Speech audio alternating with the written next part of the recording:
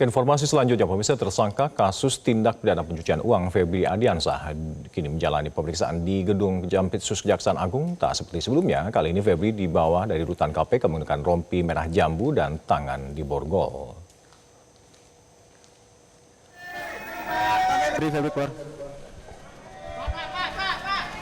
Febri Ardiansah keluar dari rumah tahanan KPK pada Jumat siang dengan pengawalan ketat petugas Kejaksaan Agung. Pada pemeriksaan hari ini, pemirsa, Febri didampingi tim kuasa hukum.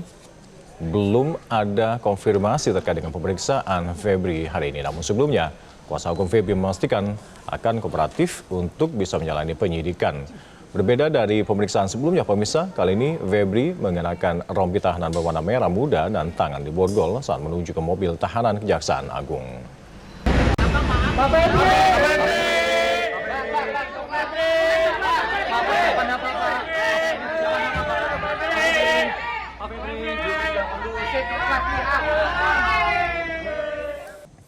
Dan pemirsa, pemeriksaan tersangka kasus cuci uang Febri Ardiansah pada hari ini seolah menginformasi penyidik Kejaksaan Agung tidak peduli dengan perlawanan Febri yang menyebut kasusnya ini adalah kriminalisasi. Kop Adiaksa justru terus memperkuat konstruksi kasus dengan memeriksa saksi-saksi dan juga menelusuri aliran cuci uang yang diduga dilakukan oleh Febri Ardiansah.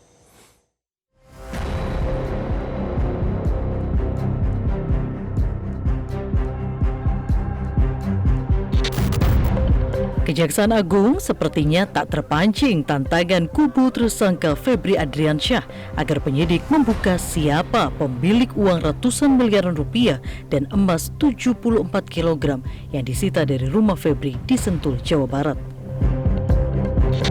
Korps Adiaksa itu menegaskan pembuktian bukan dilakukan di ruang publik, melainkan di ruang sidang.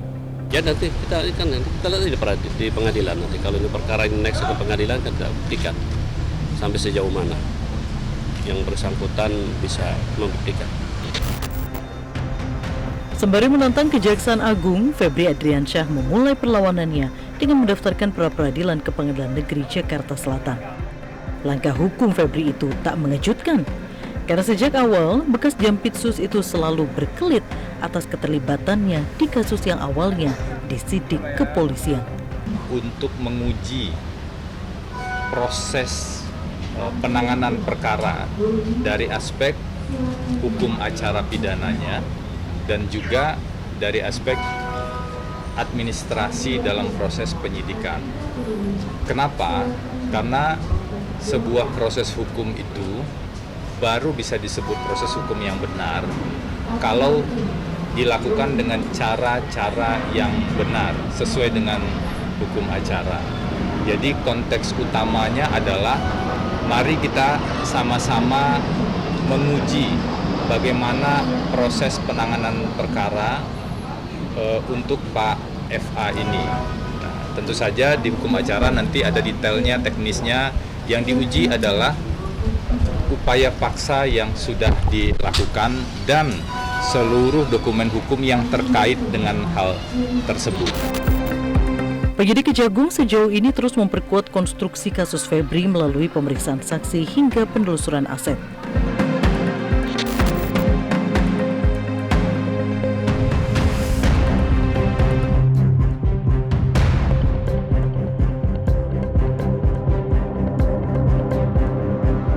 Dalam sepekan terakhir, penyidik menggeledah beberapa lokasi, diantaranya mulai dari Kebayoran Baru, Jakarta Selatan, dan 4 kantor Don Rito di Jakarta Selatan yang terdiri dari PT HI, PT PIS, PT KPE, dan PT SME. Keempat perusahaan itu diduga digunakan para tersangka sebagai tempat money laundering, menyamarkan uang dan aset hasil tindak pidana korupsi. Dalam TPPU yang penting itu ada hasil kejahatan ya. Tindak pidana asal itu nanti harus dibuktikan terdakwa bahwa asetnya berasal dari sumber yang sah, kalau enggak ada pidana asal. Jadi kalau lihat perumusan pasal 2, 3, 4 itu disebut harta kekayaan yang berasal dari tindak pidana. Di penjelasan pasal 69 tidak wajib dibuktikan terlebih dahulu. Dia independent crime. Kalau crime seolah-olah harus ada TPA dulu baru ada TPPU. Yang penting adalah ada hasil kejahatan itu.